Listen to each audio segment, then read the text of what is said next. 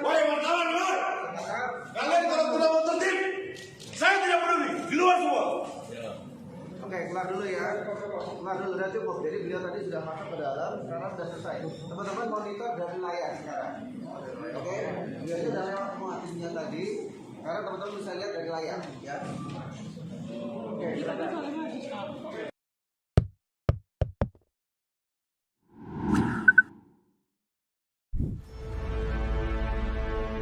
Halo, assalamualaikum warahmatullahi wabarakatuh. Nggak kerasa nih ya, sudah hari Jumat. Ini berarti di di akhir pekan, dan kami juga biasanya saya bersama Mbak Agi akan menemani Anda sampai akhir pekan saja hari Jumat. Walaupun banyak sekali peristiwa-peristiwa yang sangat menarik yang Anda pasti juga ikuti, tetapi rasanya nggak pas ya kalau Anda nggak ngobrol dulu bareng kita di dapur redaksi Forum News Network, karena kita akan mengajak Anda untuk membaca berita di balik berita, dan biasanya kita juga akan beri konteks dan insight dari peristiwa itu.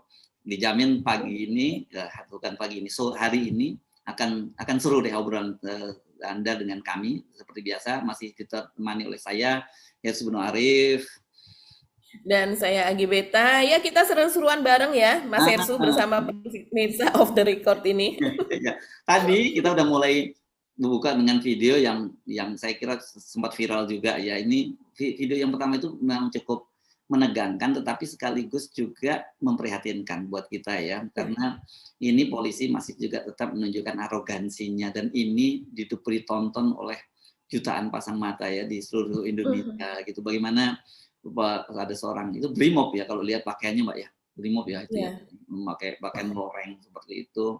Saya ingat ini kok kayak di medan tempur, padahal yang dihadapi oleh wartawan dan di dalam Mabes Polri Mbak ya. Untuk apa ya seperti itu ya?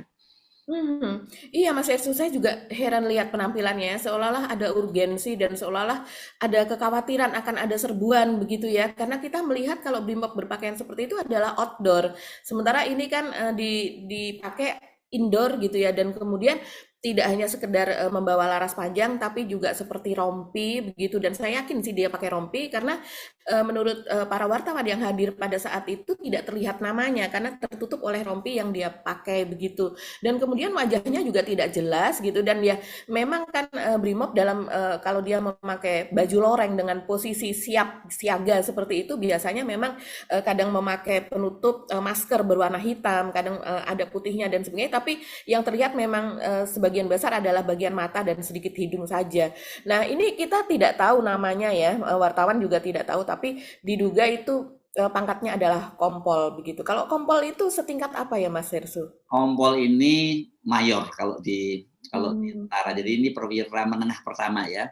Kan kalau kita ngambil struktur supaya gampang memahaminya itu kan, kalau di militer ada tamtama, ada bintara gitu ya. Sampai itu nama itu sampai apa ya? Pembantu Letnan 1 Peltu saya kira ya yang di sana itu. Terus kemudian langsung biasanya Letnan 1, Letnan 2 kalau di sana. Kalau di polisi sekarang ganti namanya ya, ada Barada dan ada Brigadir. Kalau Barada itu adalah Tamtama, kalau Brigadir itu adalah Bintara. Nah, kompol ini perwira menengah pertama. Yang pertama itu apa sih? Yang pertama Letnan 2, Letnan 1. Sekarang kalau nggak salah Letnan 2, terus Kapten, setelah itu baru Mayor. Kalau apa ya dia? Ibtu, Ibda gitu ya. Kalau di polisi itu mungkin Ibda itu Letnan 2, itu Letnan 1, kemudian AKP. Ajun Komisaris Polisi itu Kapten. Nah, kompol ini Mayor, perwira menengah. Kalau Letnan 2 tadi atau Ibtu sampai AKP itu perwira pertama gitu ya, perwira pertama, baru kemudian perwira menengah, baru kemudian jenderal. Kira-kira susunannya itu. Saya sendiri sering bingung-bingung dengan perubahan pangkat ini. Berarti cukup tinggi ya Mas Ersu ini? Cukup tinggi loh dia ini pangkatnya ya. Perwira menengah ini. Jadi yang disebut perwira menengah itu kan kalau di tentara mayor, letkol, kolonel. Kalau di polisi ini kan tadi itu kompol, kemudian AKBP, Ajun Komisaris Besar Polisi, dan Komisaris Besar Polisi. Jadi itu padanannya seperti itu gitu. Jadi tidak harus seorang perwira menengah harusnya tidak berperilaku semacam itu, apalagi di depan. Dan ini kabarnya bukan hanya membuat kaget wartawan, tapi juga membuat kaget para jenderal yang ada di situ, bahkan termasuk Pak Ahmad Doviri ya, yang memimpin sidang di dalam ruangan itu terkejut ya dengar suara teriakannya yang sangat keras itu ya Mbak. Iya, kedengeran. Jadi memang kalau kita lihat posisinya itu kejadian adalah ketika saat Verdi Sambo akan dihadirkan ke ruang sidang. Jadi semuanya bersiaga begitu ya. Dan tentu saja kalau orang yang sudah terbiasa melihat bagaimana ratusan wartawan itu berkumpul melihat sesuatu momen yang sangat penting, mereka itu selalu ingin mendapatkan gambar yang terbaik begitu. Karena sekarang kan eranya di new media itu baik itu di televisi, baik itu di YouTube maupun disiarkan juga di Facebook, di mana-mana lah ya. Itu soal gambar ini menjadi hal yang krusial karena tidak hanya sekedar jurnalisme cetak seperti dahulu gitu, tidak hanya sekedar tulisan. Jadi tentu saja mereka semuanya membawa peralatan dan kadang-kadang untuk mendapatkan hasil terbaik mereka membawa tripod, sound kadang terpisah ya, ada yang ada di dalam kadang membawa sendiri lighting dan sebagainya. Jadi wajar ya kalau seandainya kemudian wartawan itu ingin mengambil posisi yang terbaik begitu dari segala angle. Kadang kalau seandainya kita ada di lab yang kedua atau misalnya di depan sudah ada, kita sudah tidak ada posisi lagi padahal itu sempit. Kalau saya lihat itu memang ruangannya tidak begitu lebar ya. Itu kita harus menaikkan posisi tripod dan sebagainya. Itu memang ribet. Dan itu toh Pak Verdi Sambonya juga belum datang begitu ya. Jadi pada saat sedang terjadi persiapan dan kita yang melihat saja dari kejauhan gitu ya, kita bukan ada di lokasi kaget demikian lantang suaranya tersebut yang dia mengatakan, "Woi wartawan, dengar, kalian tahu tidak mau tertib, saya tidak peduli, di luar semua." Maksudnya apa ya? Kok ada di luar semua? Itu mengusir atau apa? Ya. Karena iya, yang dia hadapi orang-orang semacam ini ya, ini kan militeristik sekali Mas Ersu dan itu tidak selayaknya dilakukan oleh orang yang melayani dan melindungi gitu kan. Walaupun dia seragam Brimob gitu ya, satuan khusus, tapi base-nya kan Polri. Polri itu orang sipil begitu. Dan kemudian yang dia hadapi adalah wartawan. Wartawan ini adalah mitra Polri, sejajar kedudukannya gitu. Nggak pantas untuk disapa dengan woi begitu kan. Dan wartawan ini kebanyakan, mohon maaf gini, ini bukan ingin menjadi pembeda, tapi biasanya wartawan yang ditugaskan seperti ini adalah wartawan juga yang berpendidikan begitu. Yang mereka juga sudah menempuh bahkan sudah menempuh pendidikan sering tidak hanya S1 saja, bahkan mereka sudah mendapatkan kursus-kursus banyak. Kita kan sebagai wartawan hampir berapa bulan sekali kursus, nggak beda jauh dengan TNI dan Polri begitu. Nah jadi dalam hal ini memang sangat disayangkan ya Mas Ersu terjadi hal seperti itu. Coba kita tonton sekali lagi ya supaya kita dapat ini ya, kita tonton lagi ya Mbak ya.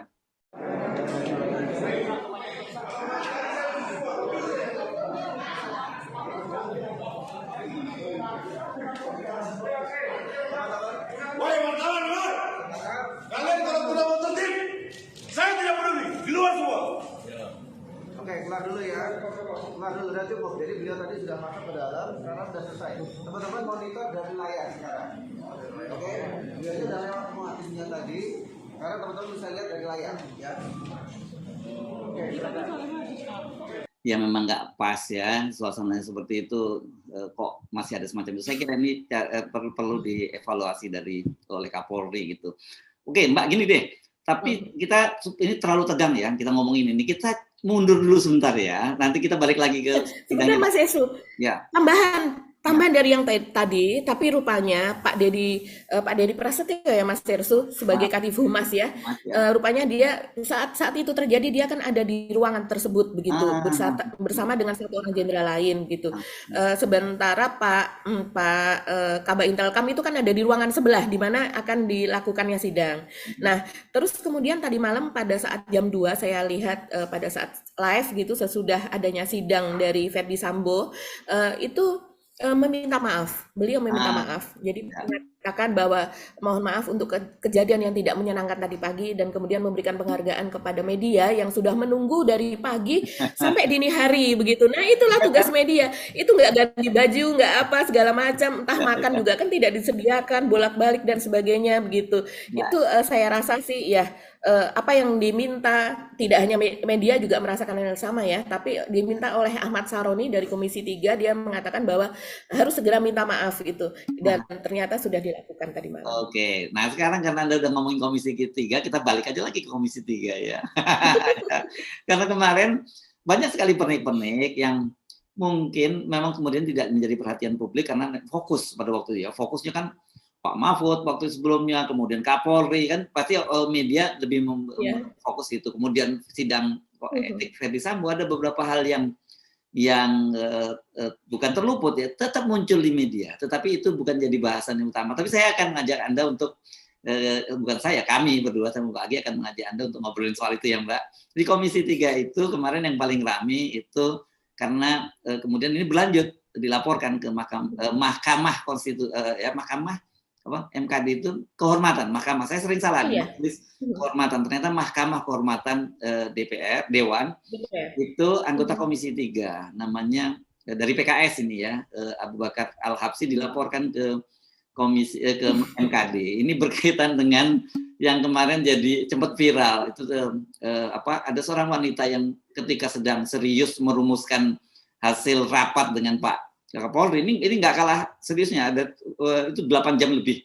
Jadi kalau dengan jeda 10 jam rapatnya, dan ketika mengambil kesimpulan, pada waktu tiba-tiba ketika Habibur Rahman dari Gerindra ya, Habibur Rahman ini menyampaikan catatan, tiba-tiba terdengar suara sayang. Itu pasti kan gitu. Nah, ini yang bikin heboh. Ya Pak, sebelum ini kita dengerin dulu deh Pak ya, seperti apa sih suasananya yang terjadi gitu ya. Pak Kapolri yang di dalam pengarahan ini kita ikuti juga kan, ada stressing soal pekat, dan di rapat tadi kita bahas soal pekat. Maksud saya dimasukkan di sini apakah bagaimana gitu loh di tesnya. Terima kasih.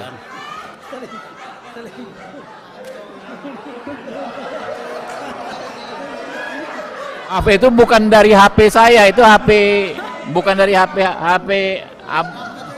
Kita laporkan ke MKD ini. Kita laporkan ke MKD. Sebentar, tenang dulu. Ini tenang dulu. Ini interupsi yang bikin ketawa. Jadi mohon dimaafkan. Karena ini interupsi yang secara tiba-tiba bikin hati berdebar-debar kan. Adinda, Habib. Nah, itu Mbak Agi. Saya mau tanya Mbak Agi ini sebagai emak-emak ini biasanya. Sayang tadi itu kalau itu gimana sih, itu nada intonasinya seperti apa sih yang tadi itu? Sayangnya ini tegas ya, diucapkan dengan sangat tegas ya, agak mengejutkan ya. Iya, ada yang sayang tegas. Iya, itu ya, kayak sayang yang mendominasi begitu ya. Jadi yang sayang gitu.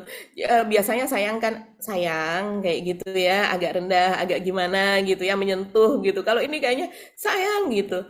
Ya mengejutkan sih, pantas kalau seandainya Pak Kapolri begitu, Pak Listio Sigit tampak tersipu-sipu begitu ya. Beliau kan bukan yang terus kemudian heboh ngakak, tapi kalau anggota DPR kan langsung kelihatan terbahak-bahak begitu ya, dan langsung celetukan ya. Iya. Dan langsung dilaporkan itu ya Mas Ersu ya, dan pelapornya ini adalah dari warga begitu, dari warga biasa, dan ternyata tidak hanya soal sayang yang kemarin yang dilaporkan begitu, dan kemudian pelaporannya itu mungkin dia merasa ini hal yang tidak proper gitu yang dilakukan oleh seorang anggota dewan, tampaknya sih demikian ya.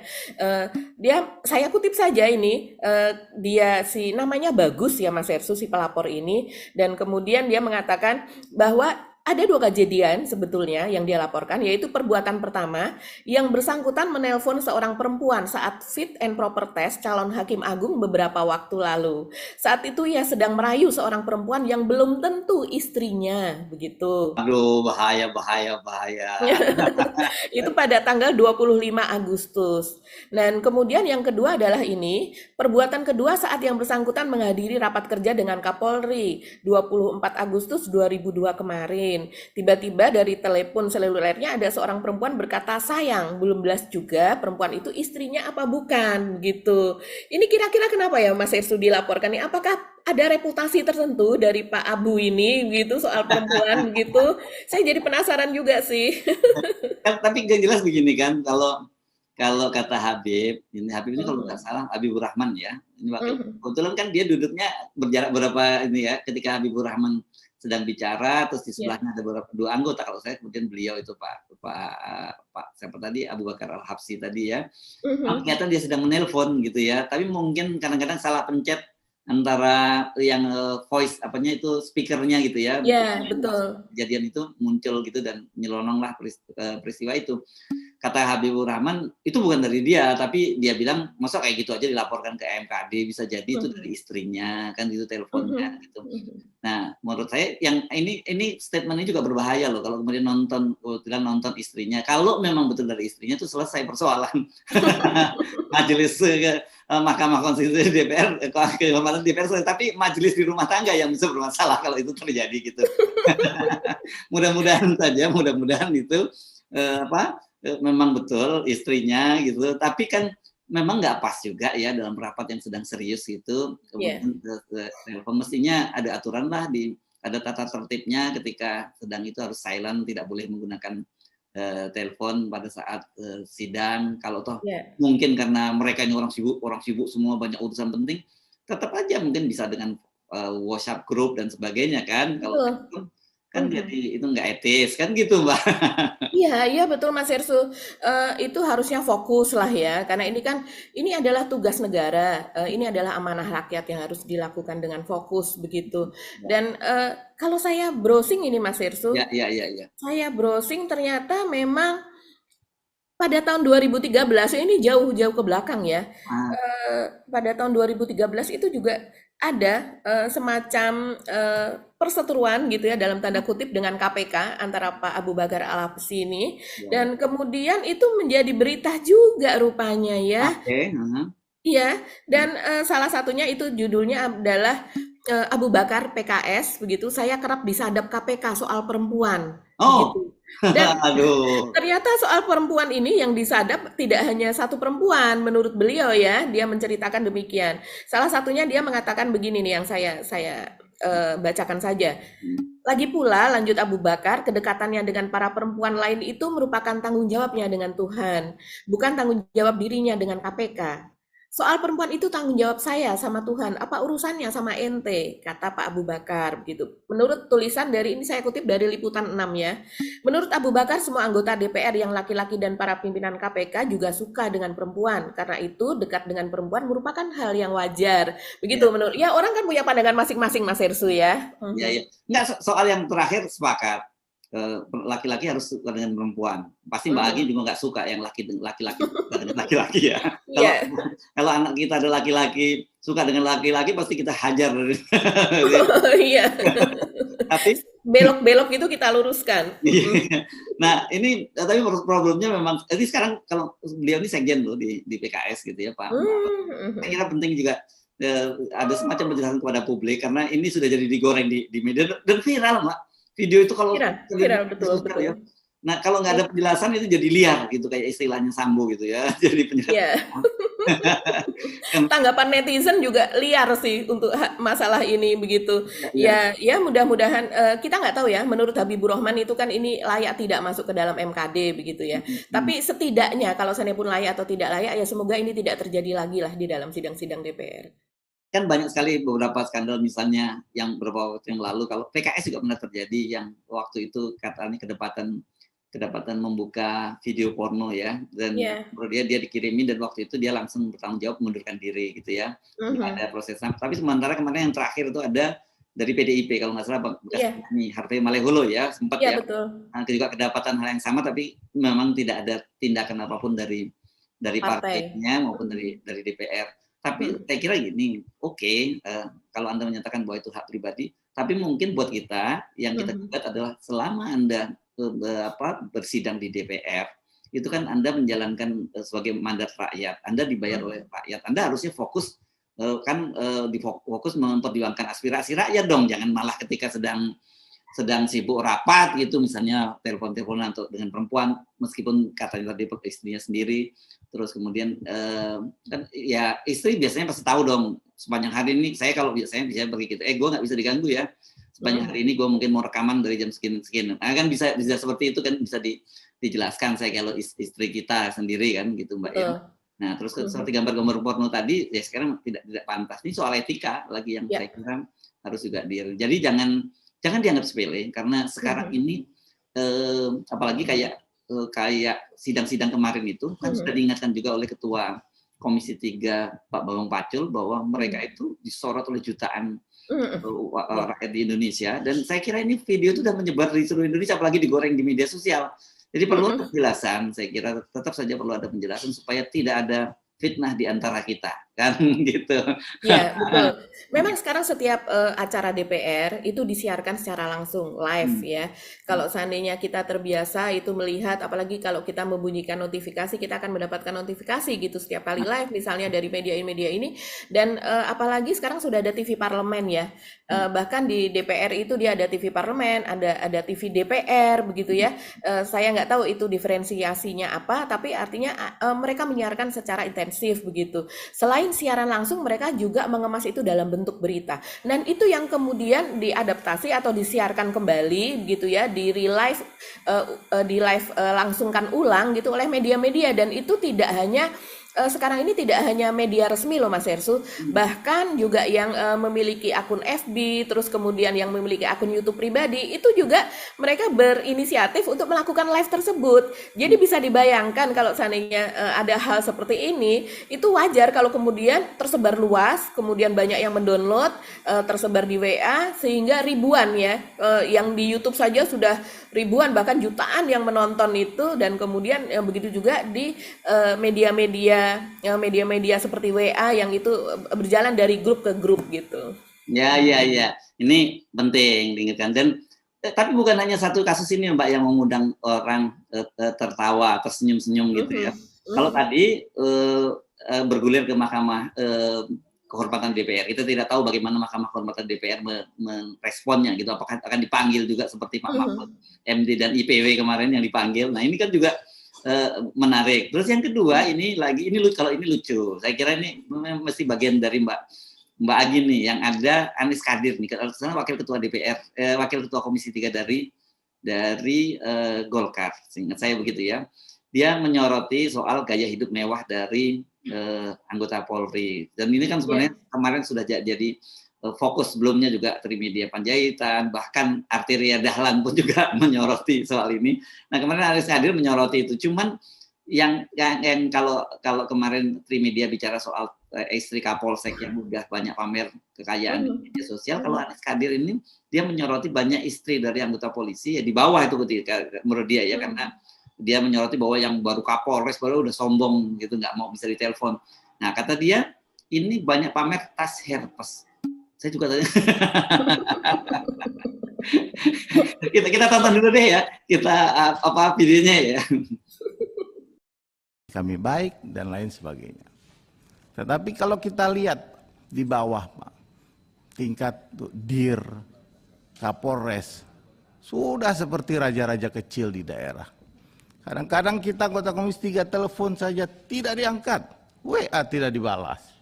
Ini perilaku-perilaku seperti ini sudah mulai memperlihatkan bahwa barusan jadi Kapolres Dir sudah susah sekali. Perilakunya sudah luar biasa seperti raja di daerah. Kemudian kita juga lihat gaya hidup mereka, Pak. Sudah mulai pakai cerutu, pasti ada cerutu. Sudah mulai pakai wine, mobilnya juga sudah mewah-mewah. Kalau kita lihat juga perilaku istri-istrinya, itu pakai tas Herpes itu. Hah? Oh.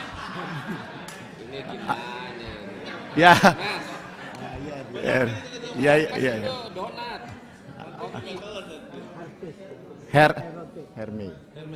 Herme. Ya itu tadi Herme. Itu sudah gonta-ganti Bapak Ibu sekalian. Iya deh Mbak, dia benar-benar nggak tahu nih Mbak. Saya jadi nggak tahan ketawa deh, silakan Mbak Agi yang jelasin deh. Ya, herpes itu ya semacam penyakit kelamin gitu ya. Kenapa nggak sekalian disebutkan tas raja singa gitu ya, atau ya, tapi ini memang wajar sih Mas Hersu, karena memang apalagi untuk kaum lelaki begitu ya, dia kan tidak terbiasa dengan merek-merek tersebut. Saya pun perempuan juga tidak terbiasa karena tidak punya begitu ya. Dan kemudian memang Hermes ini kadang-kadang cara pengucapannya juga beda. Ada yang orang mengatakannya dengan lafal yang biasa sajalah itu Hermes gitu ya. Ada juga yang Herme, ada yang apa dan sebagainya. Tapi ini jauh sekali ya, pengucapannya adalah herpes begitu. Jadi beliau ini mengatakan seperti ini, kadang kami WhatsApp dan telepon enggak dijawab, barusan jadi Kapolres dan Direktur, kemudian kita juga lihat gaya hidup mereka. Nah ini wajar kalau dia bilang perilaku istri-istrinya itu pakai tas Hermes gitu kan. Nah tapi kemudian kan sudah diluruskan begitu ya oleh Desmond ya, Desmond ya. wakil ketua dari Gerindra itu Ya, Desmond. oleh Desmond karena memang pada saat sebelumnya itu memang disebutkan para istri-istri Kapolres, Kapolsek gitu ya, Hmm. belum menjadi jenderal ini itu memakai tas-tas yang harganya ratusan juta begitu. Iya. Jadi Dan kemudian jujur aja Mbak, saya sering bingung tuh kalau lihat sosialitas itu foto gitu ya, dan terus kemudian yang ditunjukin tangannya pasti begini nih, sama kaki ke depan satu, kaki jinjit diangkat sebelah satu gitu, dan kemudian tasnya. Saya bilang yang mau difoto itu tasnya atau orangnya gitu. Saya pikir kan apakah kemudian dengan tas itu menambah menjadi valuable seseorang gitu. ya Saya nggak tahu, bagi saya nggak paham Mbak soal itu. Buat soalnya saya nggak peduli lihat perempuan itu apakah dia pakai tas apapun, yang kecuali dia kalau bawa karung goni, itu berarti dia pemulung dan itu kita memberi sedekah kepada dia gitu ya. Tapi kalau yang pakai itu saya nggak tahu. Iya memang kalau tas Hermes ini kan memang harganya sampai miliaran begitu. Bahkan miliar itu tidak hanya 1 miliar gitu. Dia bisa 5 miliar, bisa lebih begitu ya Mas Hersu. Karena ini kan signature dari seseorang begitu ya. Jadi memang level seseorang itu akan terangkat dengan tasnya. Nah, itu kan pemahaman kelompok tertentu begitu ya Mas Hersu. Memang seperti itu begitu. Apalagi kalau Meriam mengendorse. Tapi dalam hal ini kan dia tidak, orang-orang yang tidak mengendorse pun para selegram, terus kemudian istri dari pimpinan partai dan sebagainya, dia ingin memperlihatkan mungkin ya, karena seseorang yang membawa itu terus kemudian memang menjadi talk of the medsos kali ya, menjadi pembicaraan di medsos lebih daripada yang lain. Jadi ketika satu selebriti itu memakai tas yang harganya sekian, kan kita bisa langsung cari di katalog. Kalau sekarang ini kita bisa langsung foto atau capture dan kemudian kita cari itu by Google Lens atau Google yang lain untuk picture-nya itu kita bisa langsung dapatkan katalognya. Oh ini katalognya segini, harganya sekian. Kayak gitu. waktu Anda cari piamannya Ibu Putri Sambo waktu itu ya, harga Oh piamannya iya. Victoria Secret itu ya. Gitu ya. Iya betul. Itu kita bisa langsung cari katalognya dijual di mana dan sebagainya berikut dengan harganya dolar maupun rupiahnya begitu kan. Kalau seandainya itu tidak masuk ke Indonesia maka ada harga dolarnya dan itu kemudian bagi seseorang apalagi yang mendapatkan tas itu yang tidak masuk ke Indonesia karena hanya dibuat tertentu, misalnya hanya 10 pieces, 5 pieces dan kemudian mendapatkannya di luar gitu ya Mas Hersu, itu kan sesuatu yang sesuatu yang wow begitu ya. Jadi itu jelas-jelas bagi kalangan tertentu memang untuk selebriti atau untuk sosialita itu menjadi signature-nya mereka atau trademark-nya mereka begitu loh. Iya, tetapi kan jadi masalah ketika istrinya dia profilnya polisi yang notabene adalah pegawai negeri, yang kita kemarin juga udah bahas berapa gaji mereka, kemudian istrinya pamer-pamer gini kan jadi menurut saya jadi rusak dan ini saya kira memang ini ada semacam permissiveness ya di kalangan itu sendiri ya dan mereka saling bersaing gitu di antara istri-istri itu ya. Jadi menurut saya ini persoalan yang sangat serius loh, jangan dianggap. Ya, serius Mas Hersu. Ya. Kita ini negara Pancasila ya. Kita ini negara Pancasila tapi kita sesuatu yang hedon dibiarkan begitu saja karena sepertinya juga ada ketakutan apabila ini terlalu sering dipermasalahkan, kemudian ini misalnya masuk ke dalam peraturan dan sebagainya dibuat sebagai sesuatu yang legal, maka bisnis ini akan menjadi mandek begitu kan? Karena kalau saya lihat yang melakukan bisnis ini kan juga memang orangnya tertentu saja, misalnya jam mewah, tas mewah, mobil-mobil mewah, importirnya tertentu saja. Dan ini adalah orang-orangnya adalah orang-orang yang nempel kepada kekuasaan gitu, karena memang ya mereka pengusaha-pengusaha besar begitu. Tapi kalau seandainya kita ini kembali lagi kita ini Pancasila seharusnya harus seperti ini. Memang entah saya kurang tahu bagaimana cara membatasinya sebaiknya. Tapi kita lihat saja negara yang komunis seperti Cina saja hal seperti ini tidak diperbolehkan. Mereka sangat ketat. Seperti selegram, dia memamerkan sesuatu. Itu tidak diperbolehkan, bisa didenda, bahkan kemudian bisa dipidana kalau dia sudah melakukannya berkali-kali. Itu ketat sekali Mas Hersu di sana. Ya, kita tidak ingin seperti itu begitu. Tapi bagaimana caranya instansi tertentu mungkin tidak dibuat secara luas karena kalau seandainya orang bukan istrinya Polri bukan istrinya TNI, bukan istrinya KPK, gitu ya, suaminya bukan di sana, dan kemudian dia mencari itu dengan keringatnya sendiri, Ya. wajar-wajar saja dia melakukannya. Halal gitu. selama halal itu kita ini, tapi kalau nggak sesuai dengan profil itu kan jadi Iya, menimbulkan betul. fitnah. Walaupun kadang-kadang bisa jadi dia keturunan sultan, bisa Ya, jadi gitu. nah ini seperti terjadi yang kemarin itu adalah pada istri Hendra Kurniawan ya Mas Ersu. Apalagi kita lihat dia masih Brigjen Brigjen, Hendra Kurniawan, Pak Karlo Paminal yang sekarang juga ditempatkan khusus, ditahan gitu ya kan. Iya, betul. Dan kemudian ini kan media menyoroti bahwa istrinya yaitu Sheali Shah yang seorang selegram ya, sebelum menikah dengan Hendra Kurniawan ini kan dia memang sudah selegram.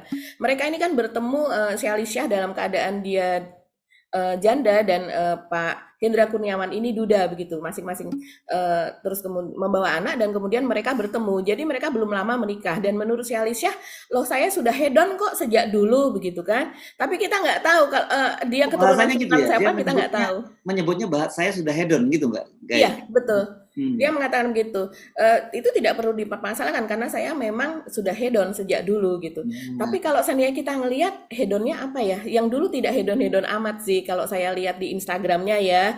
Memang betul dia berpose dengan yang lebih terbuka kalau dulu ya. Kemudian dengan di berbagai tempat, mungkin dia senang traveling dan sebagainya. Kalau yang disebut hedon adalah traveling ke luar negeri dan sebagainya, saya rasa tidak, konotasinya tidak itu. Hedon dalam hal ini orang melihat misalnya dia mengunggah foto bersama dengan mobilnya, walaupun itu hanya secuil ya, hanya roda mobil tersebut begitu dan sebagian bodinya. Tapi yang namanya netizen itu Mas Ersu, itu lagi-lagi yang namanya kekuatan dari gambar, dari video itu bisa dicari ini profil besarnya seperti apa, dan akhirnya ketemu bahwa itu adalah sebuah mobil yang seharga 5,5 miliar. Nah ini tentu saja seperti kata Mas Ersu, ini tidak sesuai dengan profil dari Pak Hendra Kurniawan itu tadi begitu. Apalagi belakangan Sheali ini kan menyebutkan bahwa suaminya betul-betul tidak bersalah. Suaminya adalah menjadi korban Sambo. Ini kemudian menjadi pertanyaan lagi karena tidak mungkin kalau seandainya dia tidak punya prestasi di reserse, yaitu di penyelidikan ya, karena dia latar belakangnya kan reserse, kemudian diangkat menjadi Karopaminal dan menjadi orang kepercayaan dari Pak Ferdi Sambo begitu, ya kan? Dan seorang reserse yang udah tingkat tinggi seperti Pak Hendra Kurniawan, ketika dia ditelepon, kata Sally ini kan dia termasuk yang ditelepon di awal-awal, yaitu pada sore, pada malam hari saat itu dia sedang berada di Pantai Indah Kapuk, dikatakan bahwa cuma lu Dra yang gue percaya begitu, kata Pak FS begitu, dan kemudian dia meluncur ke kediaman Pak FS itu. Dan tidak dilakukan pemasangan polis lain, tidak juga dilakukan hal yang lain-lain. Itu semacam apa yang melakukan seperti itu? Apalagi dikatakan dia terjebak, terjebaknya di mana begitu kan? Dan ini dijelaskan jelas oleh Pak Susno Duaji. Apalagi dia kan sudah jenderal, dia tahu persis peraturan-peraturan itu. Kalau seandainya dia memang merasa terjebak pada saat itu dan dia memang tidak berkutik ya, dia bisa melakukan pelaporan sesudahnya. Jadi dia sebagai semacam ya mungkin whistleblower atau apa, dia mengatakan bahwa ini loh kejadian. Toh itu tidak dia lakukan, malah dia tambahi kemudian adalah dengan dia mendatangi keluarga korban Yosua. Yang pertama dia kan mengirim Pak Leonard itu yang memerintahkan untuk tidak dibukanya peti. Tapi next night gitu, malam-malam berikutnya dia datang dengan diikuti oleh ratusan polisi.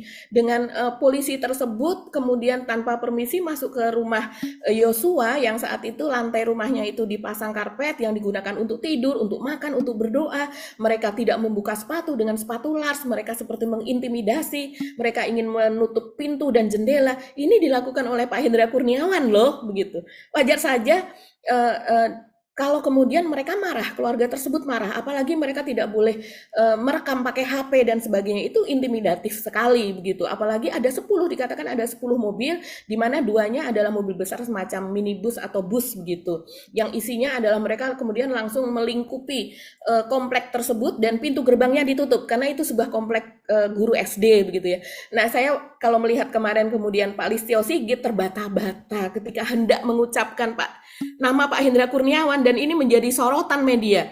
Jadi Pak Listio Sigit ini sempat terdiam lama, kemudian gesturnya entah mungkin dia merasa menyesal, entah dia merasa kenapa ini harus terjadi begitu ya, dan kemudian terucapkan nama Pak Hendra Kurniawan tersebut sebagai salah satu yang dalam hal ini tanggung jawabnya sangat besar. Karena sesudah Pak Ferdi Sambo adalah dia di bagian yang menghilangkan CCTV, membersihkan TKP dan sebagainya, dia terlibat di dalam Ya, itu. dan ini konstruksinya saya kira dia dipastikan akan terkena pidana ya, obstruction of justice. Pasti itu Mas Ya. Erso. Dan kita ingatkan dia bukan hanya karena pelanggaran kode etik tapi obstruction of justice.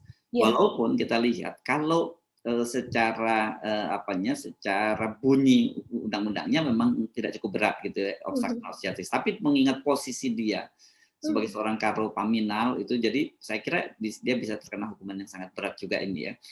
Ya, jadi sekali lagi kita mesti sampaikan bahwa kita tidak ada urusannya. Kalau untuk urusan pribadi tadi seperti soal apakah dia menelpon perempuan dan sebagainya, itu bukan urusan kita. Tapi ketika itu muncul di ranah publik itu menjadi urusan publik begitu ya. Dan kemudian juga soal harta kekayaan orang, kita mendorong orang jadi kaya raya. Kalau bisa makmur semua rakyat Indonesia itu kan gitu. Tapi kan seperti saya bilang kemarin bahwa semangat yang paling penting adalah bagaimana cara Anda mendapatkan kekayaan itu, apakah itu dengan cara yang halal, cara yang patut, yang layak secara etika. Kemudian bagaimana Anda memanfaatkan kekayaan itu gitu ya. Kalau Anda cuma pamer-pamer tas tapi Anda nggak pernah sedekah, padahal banyak orang lain yang menderita, nggak pernah bantu orang, ya menurut saya nggak pantas gitu. Tapi apalagi kalau dapatnya duitnya dari tidak halal dan caranya malah dipamer-pamerkan, ini double. Setidaknya kalau saya dalam lingkup yang lebih kecil, ibu yang semacam ini ya, dia juga mengajari anaknya loh Mas Ersu. Jadi ya kan, pendidikan kepada anak nanti itu pasti biasanya akan menurun kepada anaknya untuk dia juga berlaku hedon, tidak peduli pada perasaan orang lain dan lain-lain. Oh ya Mas Ersu, saya ini nih, kita kemarin ngomongin soal ini hal yang lain ya. Kita ngomongin soal penampilan Pak Ferdi Sambo ya, kemarin penampilan pertama itu ya. Menarik juga itu. Ya. Gimana menurut Mas Hersu tuh penampilan pertamanya? Saya kan menghitung-hitung ya. Saya kemudian tadinya cepat browsing karena di WhatsApp grup itu kan ramai banget disoroti ya tampilannya Pak Ferdi Sambo, karena kemudian juga ada sejumlah televisi juga menampilkan pengamat dari mikro ekspresi gitu ya. Yang dilihat bahwa di situ kelihatan benar Pak Sambo itu dalam kondisinya nggak tertekan sama sekali ya, rileks, santai, posisi duduknya juga menunjukkan bahwa dia tidak dalam kondisi tertekan gitu.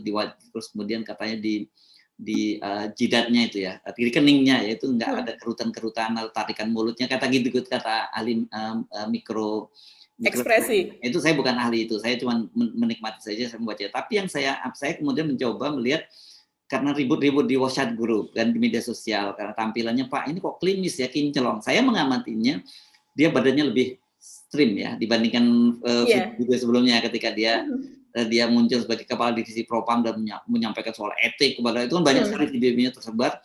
Itu badannya sih lebih berisi, perutnya juga lebih buncit. Tapi kemarin perutnya itu lebih rata, lebih sehat gitu, dan dia juga jalannya dalam kondisi rileks. Nah, saya ikut merhatiin karena ada beberapa emak-emak di grup itu kok rambutnya bisa rapi, siapa tukang cukurnya dan sebagainya. Kalau penjara kan nggak mungkin seperti itu. Saya penasaran, kapan sih sebenarnya beliau itu mulai ditempatkan di tempat khusus gitu itu? Ternyata ini tanggal 6 Agustus, Mbak. Ya, kalau kemarin itu tanggal berapa? Tanggal 25 ya, Mbak ya. Sekarang 26. Kemarin ke sidang kemarin tanggal 25 berarti. 25 ya. Sampai pagi hari ya tadi ya. Tanggal 26 loh tadi. Jadi kira-kira dia sudah 20 atau 21 hari dia ditempatkan ya, karena bulan Agustus itu kan Juli itu saya lupa 31 ya bulannya tanggalnya. Jadi dia kira-kira itu 20 sampai 21 hari ditempatkan di dalam tahanan. Biasa apalagi kalau orang dengan kasus seperti itu, ini bukan hanya sekedar pembunuhan loh Mbak ya, tapi ini kan reputasi dia, karir dia yang dipertaruhkan gitu. Ini kok kinclong banget ya gitu. sayang tidak ada wartawan yang melaporkan parfumnya seperti apa gitu. Kalau ada itu lebih seru lagi kan gitu. Karena kita tahu kemarin Ibu Ferdi Sambo itu kan waktu pempunyulan pertamanya mau mengantarkan pakaian ke Pak Ferdi Sambo kan nggak boleh bertemu kan gitu. Nah jadi ini ramai juga karena sebelumnya itu juga muncul isu bahwa Pak Ferdi Sambo itu tidak ditahan, tapi dia ditempatkan di sebuah hotel, bahkan disebut namanya di media sosial ya, Aston Simatupang gitu. Dan kemudian ini ada bantahan langsung dari Aston Simatupangnya menjelaskan bahwa mereka tidak menempatkan Pak Ferdi Sambo di situ. Tapi kemudian saya ngikutin, loh, tapi kenapa kinclong gitu. Nah, ini pertanyaan-pertanyaan publik yang saya kira tetap menarik untuk dibahas ya. Coba deh Anda tonton lagi deh. Anda perhatikan, pasti nanti Anda juga akan mendapatkan detail yang sama. Saya sendiri juga bukan orang yang detail memperhatikan itu, tapi ketika saya mengikuti percakapan di beberapa grup, terutama yang ada emak-emaknya, ini rumpi banget nih. Itu memang seperti itu. Saya nggak tahu, memang mungkin Mbak Agi punya grup yang emak-emak khusus gitu, apa juga yang sama dibahas, Mbak? Iya, betul. Mereka memperhatikan dari profil Pak Ferdi Sambo ini, yaitu yang pertama adalah bajunya yang polos. Karena dia kemana-mana kan pakai penuh dengan emblem ya. Kita kalau melihat begitu banyaknya emblem tuh kadang, wih berapa berat bajunya itu berat betul begitu ya. Tapi kemarin terlihat polos begitu dengan seragam atau uniform warna coklat dan kemudian juga lengan pendek bukan lengan panjang ya. Dan kita perlu tahu juga bahwa memang seragam seperti itulah untuk orang yang berperkara gitu atau pesakitan itu memang harus memakai seragam seperti itu, semacam emblem-emblem tanda penghargaan dan sebagainya itu dicopot begitu. Jadi mereka betul-betul memakai seragam yang usual gitu ya. Dan jangan lupa di pangkat jenderalnya sudah tidak ada lingkaran merah. Oh iya, Nah, sudah bukan komandan ya. Itu artinya biasanya komandan yang punya lingkaran merah, baik militer maupun polisi kelihatannya sama. Jadi orang yang punya jabatan komando, jabatan komandan itu di sini lingkaran merah. Kemarin baju yang dipakai oleh Pak Ferdi Sambo nggak pakai lingkaran merah lagi kan? Iya, betul. Terus kemudian juga dia terlihat slim gitu ya. Tapi kalau kita melihat laporan di Tempo pada saat dia mengantarkan Ibu Putri itu diperiksa di Bareskrim pada tanggal 5 Agustus, pada waktu itu dia belum ditahan karena ditahan tanggal 6 kan. Nah, itu kata bocoran dari dalam itu kan dia menunggu Ibu Putri di kamar sebelah bersama koleganya di situ begitu ya. Dan dia masih tertawa-tawa dan dia mengatakan bahwa wah saya turun 5 kilo nih gara-gara kejadian ini begitu. Pada waktu itu dia pun belum mengakui bahwa dia otak pembuat kronologis tersebut, bahwa dia adalah dalang dari pembunuhan gitu. Jadi dia masih santai pun dia sudah berkurang 5 kilo. Nah, saya rasa slim yang tadi malam itu lebih slim lagi dari yang sebelumnya begitu ya, karena kita tahu Pak Ferdi Sambo ini kan memang kelihatan sehari-hari kalau dari rekaman-rekaman sebelumnya ketika belum ada kejadian ini begitu ya, itu kan kelihatan lebih besar lah, perutnya juga lebih bajunya itu betul-betul terisi semua begitu ya. Sementara kalau ini kita lihat tadi malam itu dia terlihat lebih tipis lah kita lihat. Bahkan kalau saya bandingkan dengan para pengawal yang masih muda yang di kanan kirinya, itu terlihat perutnya jauh lebih besar Mas Ersu. Badannya juga terlihat lebih subur begitu. Sementara Pak Ferdi Sambo ini terlihat slim. Tapi kalau soal itu tadi, soal klimis, iya betul. Jadi sepertinya mungkin itu ya baru sehari 2 hari dicukur sih ya. Karena rata-rata ini kalau laki-laki yang ya tahu, apalagi kondisi kayak itu 2 minggu itu rambut udah cukup panjang, nggak mungkin ya, seperti kelihatan itu. panjang ya. Nah, dia pasti dicukur itu rapih ya. Iya betul, dicukur sangat rapi begitu sehingga agak kelihatan putih kulit kepala di bagian belakang begitu. Dan saya rasa sih mungkin kalau dia ditahan begitu ya, walaupun ada rumor dia ditahan di luar di hotel dan sebagainya, tapi kalau kita berprasangka baik dia memang ditahan di Makobrimob gitu ya, saya rasa juga akan didatangkan tukang cukur terbaiknya lah Mas Ersu gitu. Sudah ada yang semua tahanan di situlah ada kesempatan lah ya buat bercukur gitu, apalagi ini adalah seorang jenderal yang sekarang sedang proses gitu. Saya rasa sih begitu. Dan tapi kalau lihat dari itu tadi pakar mikroekspresi ya, kalau saya bukan pakar tapi saya melihat memang pada beberapa kesempatan wajah dia yang usil, wajah dia yang mohon maaf dalam tanda kurung tengil begitu ya, itu kelihatan begitu ya, karena ini orang kan memang kayaknya sebetulnya memiliki sifat yang ekstrovert, kalau saya rasa sih begitu. Cuman pada saat foto-foto yang diperlihatkan dia ketika berfoto bersama para ajudan itu wajahnya cenderung kepada bengis, atau mungkin itu memang setelannya dia perlihatkan seperti itu karena sedang berfoto resmi begitu ya. Tapi pada kesempatan kemarin dia kelihatannya santai begitu, terus kemudian juga pede, dan pada saat membacakan sesudah itu selesai semua saksi 15 orang saksi diperiksa pada malam hari, dia membacakan minta izin untuk membacakan suratnya, itu pun juga bacakan dengan lancar begitu, tidak tidak terbata-bata atau apa begitu, tidak ada hal yang khusus di situ begitu. Dan kemudian ketika selesai divonis yang dimana dia dinyatakan bersalah begitu ya, dan akan dilakukan pemberhentian tidak dengan hormat, dan dia mengatakan bahwa saya mengajukan banding, itu juga dilakukan dengan wajar begitu, dilakukan bukan dengan kalau pada beberapa kasus mungkin akan terlihat kesedihan atau apa, ya ini seorang jenderal begitu kan, kita melihat juga ada jenderal yang seperti ini, mungkin kalau flashback di TNI mungkin Pak Prabowo ya pernah menghadapi pengadilan seperti ini, cuman kan tidak pada waktu itu media belum seperti ini begitu, cuman saya bisa bayangkan seperti apa begitu ketegangan yang terjadi. Tapi pada kasus sidang etik ini saya tidak melihat ketegangan itu gitu ya, biasa-biasa saja pada malam hari tadi. Ada kasus yang terbaru ya sebenarnya melibatkan seorang perwira TNI yang Kolonel Prayitno ya, kalau nggak salah, yang melakukan, dia bukan pembunuhan kalau itu ditabrak, tapi kemudian yang dipersoalan kan dia kemudian malah membuangnya, bukan menolongnya, yang di dua remaja di Jawa Barat ya. Karena itu agak beda juga sih memang tampilannya antara Pak Prayitno dengan Verdi Sambo ini gitu. Jadi banyak hal sebenarnya yang kita perlu perhatikan, kadang-kadang hal itu kelihatannya remeh-temeh, tapi sebenarnya menuntun kita pada ada hal yang besar gitu ya. Pada tadi itu soal tas, gaya hidup, soal bisikan saya, soal tampilan Pak Verdi Sambo dan sebagainya. Nah, kalau Anda melihat kali ini kita nggak akan bicara soal substansi perkara yang lebih serius. Kita lihat sisi-sisi luarnya gitu ya. Tapi kalau masih ada hal yang serius, boleh juga Mbak, apa yang substansial sekarang yang jadi sorotan di media. Ini Mas Hersu ya, mungkin ini agak lebih serius, tapi ini berkaitan erat jelas dengan hal ini. Kalau jadwalnya sih hari ini adalah pemeriksaan dari Ibu Putri. Nah ini tentunya pasti ditunggu betul ya. Dan orang juga bertanya-tanya, apakah sesudah diperiksa nanti Ibu Putri ini akan langsung ditahan? Nah, wartawan tadi malam tanya juga itu ketika jumpa dengan Pak Dedi kan. Iya betul, karena sewajarnya ini Ibu Putri kan sudah ditetapkan, sudah lama nih ya, ditetapkan tanggal berapa, tanggal 19 atau apa ya, dan kemudian juga sebelum itu pun juga dia sudah ditolak laporannya dan sebagainya. Dan ini perkara tidak main-main kan, ini adalah soal perencanaan pembunuhan, di mana tidak hanya sekedar perencanaan pembunuhan tapi korbannya tewas begitu. Nah ini orang tentu menginginkan rasa keadilan. Nah sebelum Ibu Putri ini akan diperiksa pada hari ini, Kak Seto dari Lembaga Perlindungan Anak Indonesia ini sudah sound gitu ya, udah sound up gitu soal anak dari Ibu Putri, dan mengatakan bahwa dari Komnas Perempuan juga mengatakan bahwa anaknya itu masih membutuhkan Ibu Putri begitu ya, pendamping sebagai seorang ibu, karena yang terkecil itu belum ada 2 tahun usianya. Tapi dalam hal ini adalah soal keadilan. Betul seperti kata Pak Kamarudin Simanjuntak, jangan sampai soal anak ini menghalangi berlakunya keadilan atau persamaan keadilan terhadap semua orang begitu. Jangan gara-gara terus kemudian anak ini, si Ibu Putri ini kemudian dihalang-halangi untuk ditangkap begitu.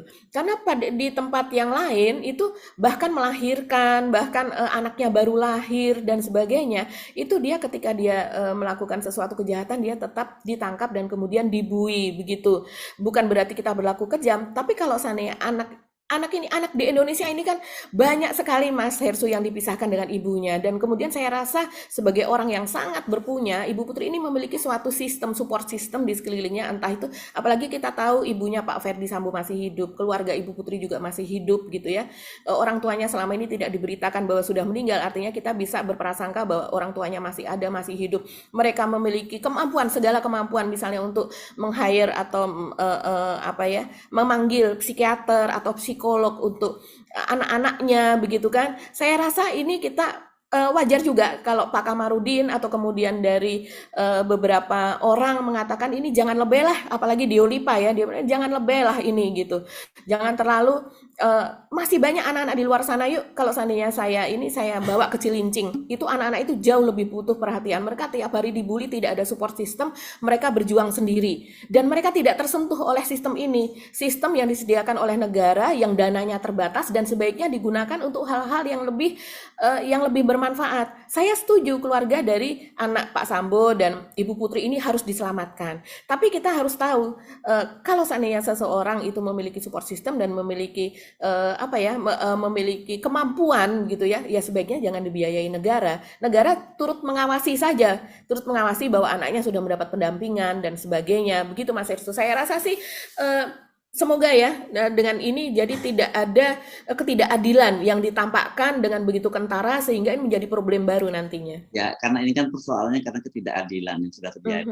Ya, kemudian jadi ketika muncul ada perlakuan yang berbeda, orang jadi mempersoalkan. Padahal sebenarnya dalam kasus ini, apalagi berkaitan dengan perempuan dan anak-anak, saya kira itu mesti imparsial, siapapun gitu ya. Tidak boleh juga misalnya karena keluarga Sambo, nggak boleh kalau saya dilindungi, nggak juga. Keluarga Sambo itu kita lindungi, yang lain juga harus kita lindungi.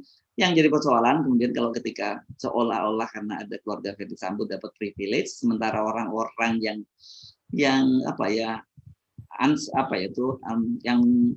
nggak bisa menyuarakan hak-haknya, kemudian kita abaikan begitu saja. Ini banyak momentumnya, banyak peristiwa yang membuat kita harus merenungkan kembali kita dalam kehidupan berbangsa bernegara. Kita sepakat kemarin bahwa ini kasus hukum, kasus pelanggaran hukum, kasus HAM itu kita tidak bersifat imparsial. Itu yang pasti Anda mudah-mudahan Anda nggak bosan ya kalau kita omongin terus. Jujur, Mas Ersu, ya.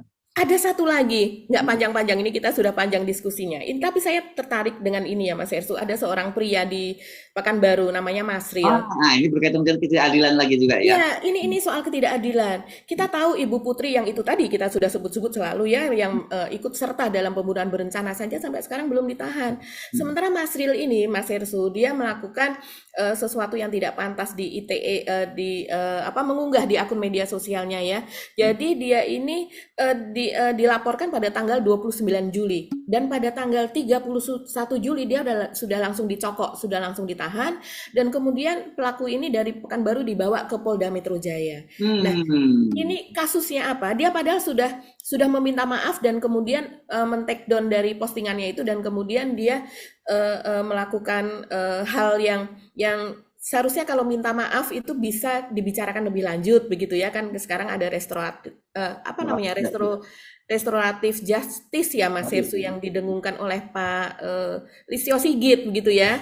Nah, terus kemudian ini ceritanya sekarang jadi dia sudah ditahan 25 hari lebih. Jadi dia itu mengunggah, saya bacakan saja saya takut salah, dia mengunggah ulang sebetulnya seperti yang dilakukan oleh Roy Suryo, oleh Denny Siregar begitu ya, yaitu konten video dengan judul orang-orang pilihan Ferdi Sambo gitu dan kemudian itu diunggah di akun TikTok di akun @anisriau begitu dan kontennya itu disadur dari akun Opposite yang isinya adalah tentang aktivitas perjudian.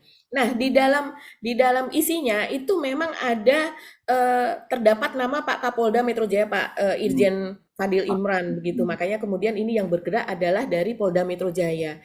Tapi sampai sekarang menurut pengacaranya orang ini Pak Masril ini tidak dapat diakses begitu. Jadi pengacara dari Riau sudah datang ke Jakarta.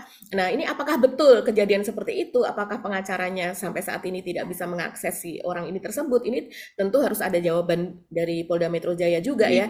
Tapi kalau kita sebagai media kita melihat kenapa ya? Ini kejahatan dia tidak membunuh, dia sudah minta maaf, dia sudah men-take down video tersebut begitu. Dan kemudian kenapa tidak diperlakukan sama hal yang jauh lebih besar seperti Ibu Putri saja begitu ya, itu tidak ditahan, tidak mendapatkan banyak perlakuan khusus. Tapi ini orang kecil ini mendapatkan perlakuan seperti ini, bahkan dia dipisahkan dari keluarganya, diproses itu di Jakarta. Ya. Ini lagi-lagi ini soal keadilan ya. Dan kita bicara kemudian radikalisme juga yang dituduhkan itu juga sebenarnya simpulnya itu akar persoalan juga karena ketidakadilan. Jadi sebenarnya kalau kita kemudian keadilan kita tegakkan banyak sekali persoalan-persoalan di tengah bangsa kita ini bisa kita selesaikan gitu ya dan kemudian tidak mendorong terjadi pembelahan yang tidak seperti sekarang ini. Bangsa ini besar gitu ya, banyak potensinya saya kalau ngomong sama beberapa anak-anak muda gitu saya bilang bosen Pak Ersu kalau diomongin bangsa besar dulu macan Asia, mana buktinya sekarang nggak terjadi. Tapi itu tetap tidak menafikan bahwa sebenarnya bangsa ini memang punya potensi besar, tapi kita tidak bisa mengelolanya dengan benar, tidak mensyukuri apa yang diberikan Allah, bahwa bangsa ini sebenarnya bangsa yang tadi itu bangsa yang hidup di jamrut Katulistiwa, gitu ya Mbak ya. Iya, Oke. Kita mesti ngakhiri ya. Panjang udah ngobrolannya gitu. Mudah-mudahan Anda nggak bosen ya ngikutin perbincangan kita. Tapi kita akan ketemu lagi di hari Senin dan mudah-mudahan dengan topik-topik yang juga tidak kalah menariknya. Lalu kita ucapkan terima kasih atas support dan kebersamaan Anda. Juga yang paling penting doa-doa Anda. Doa-doa kami juga untuk Anda semua, semoga selalu dalam keadaan sehat walafiat, penuh keberkahan gitu ya, dan tetap semangat bahwa bangsa kita ini nanti bisa menjadi bangsa yang besar dan Anda bisa menikmati semuanya gitu ya Mbak Agi ya. Amin. Ya. Ya, jadi cukup sekian perbincangan hari ini. Kita akan berjumpa lagi dengan yang perbincangan yang tidak kalah menariknya dan tetap 0%. Saya Agi Beta. Terima kasih atas perhatian Anda. Wassalamualaikum warahmatullahi wabarakatuh. Waalaikumsalam warahmatullahi wabarakatuh.